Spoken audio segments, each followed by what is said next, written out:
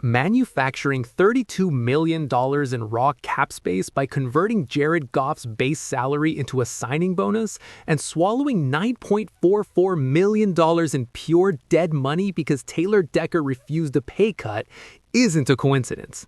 You only gut your ledger like that when you're preparing to buy a Lombardi trophy.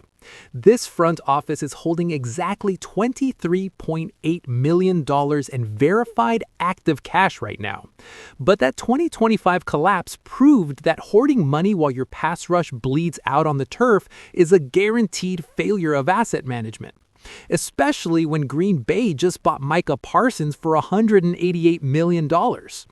This is the ultimate make or break window.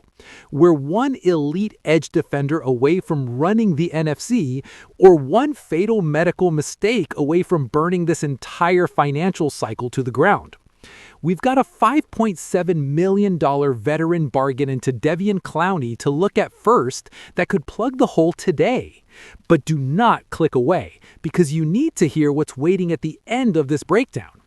The absolute biggest blockbuster trade of the entire offseason just collapsed over a catastrophic degenerative knee issue. A deal involving multiple first-round picks just blew up in the AFC, and it completely rewrites how Detroit has to leverage that $23 million. If you want the actual financial reality of this roster without the PR spin, hit the like button. I'm Dustin Davis. Let's look at the ledger. Getting locked out of the 2025 postseason completely changed the math for 2026. Brad Holmes isn't messing around. He's already brought in running back Isaiah Pacheco, center Cade Mays, and cornerback Roger McCreary. They know exactly what's at stake here. Sitting on their hands after a massive regression is a quick way to tank the franchise valuation. Paying for Pacheco is a calculated risk for the run game, and McCreary adds low-cost stability to the secondary. Holmes is trying to buy back his leverage, and the ledger says it's a smart play. But even with those signings, we've got massive holes. The defensive pass rush is still a glaring liability. Finding a guy who can actually hunt the quarterback opposite Aiden Hutchinson is the top priority. And that's exactly where this veteran pass rusher comes into play. Devon Platana over at Detroit Jock City just dropped a heavy report urging the Lions to go grab Jadeveon Clowney. Yup, the former #1 overall pick. Platana broke it down perfectly. With the NFC North getting absolutely stacked, having a cheap pass rush isn't just bad, it's a death sentence. We can't keep expecting Aiden Hutchinson to carry the entire defensive line on his back every single Sunday while absorbing double teams. It's a ridiculous return on investment to ask of one guy. The financial side of this is what makes it a no-brainer. The cap guys over at SpotTrack are projecting Clowney's market value at a one-year $5.7 million deal. If this front office really wants to maximize this 2026 window, dropping less than $6 million on a proven NFL commodity is just smart business. Check out what Clowney actually did last year. He signed with Dallas during the 2025 season because the Cowboys were desperate after shipping Micah Parsons to the Green Bay Packers for 2 first-rounders. And Clowney stepped up big time. He played 13 games for Dallas, racking up 41 total tackles, 8.5 sacks, a forced fumble, 2 fumble recoveries, and batted down 4 passes. He proved he can still wreck an offensive game plan. You don't accidentally stumble into an 18.4% pressure rate in 13 games. The guy still has a motor, and more importantly, he knows how to finish the job without carrying a premium price tag. This guy has been doing it since day one. The Houston Texans took him first overall back in 2014. Look at the actual resume over 12 seasons. 153 games, 450 tackles, 66.5 sacks, 16 forced fumbles, 11 fumble recoveries, an interception, a defensive touchdown, and 36 batted passes. That is a heavyweight track record. You put Clowney on the same line as Aiden Hutchinson, and suddenly offensive coordinators are having nightmares. You can't double team them both. For a Lions team that is desperate to get back to chasing a Lombardi in 2026, grabbing a 33 30-year-old edge rusher with this kind of resume for a price that keeps us totally liquid isn't a gamble. It's exactly the kind of move you make to maximize your assets. And honestly, pulling the trigger on a veteran deal like that is just scratching the surface of what's happening on the balance sheet. Over at the front office, the man running the show is finally grabbing the mic to tell us exactly what the plan is for this roster. That whole Clowney situation is just a fraction of the crazy cap gymnastics we're dealing with in Detroit right now, even though the Lions have been moving fast since the league year kicked off. Brad Holmes just stared everybody down and made it crystal clear he's nowhere near finished allocating funds. On Tuesday, March 24th, Holmes stepped up to the reporters to give everyone a reality check on where the team actually sits, a couple of weeks deep into free agency. He didn't waste his breath with PR nonsense. He kept it to 4 heavy words. "We're not done yet," Holmes said. When Brad Holmes drops a quote like that, you better believe he's got capital ready to deploy.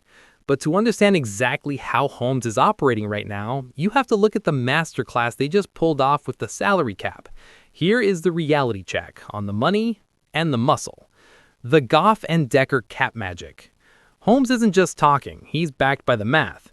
The front office just restructured Jared Goff's contract by converting $40 million into a signing bonus to clear a massive $32 million in savings.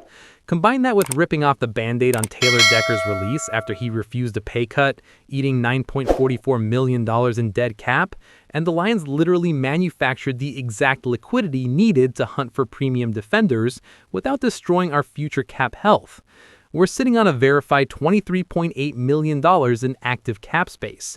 Absorbing Clowney's $5.7 million spot track valuation is pocket change.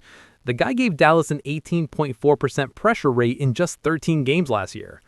Pulling the trigger on a low-risk one-year deal fixes the edge right now while keeping our bank account wide open. Everybody was hyped about Max Crosby, but Baltimore didn't just back out for fun. Real data confirms they voided that trade on March 10th because their medical evaluations uncovered a degenerative knee issue. We're talking severe cartilage and bone stress that forced Vegas to put him on IR at the end of 2025. That completely tanks his trade market. Detroit has to seriously rethink sacrificing multiple first-round picks for a depreciating asset with a compromised knee, especially when Baltimore panicked and instantly handed Trey Hendrickson $112 million instead. Christian Boother over at On SI dug into the real context behind what Holmes is plotting. With that $23.8 million in verified cap space locked in, Holmes straight up confirmed they're still burning up the phone lines with agents to bring in more muscle.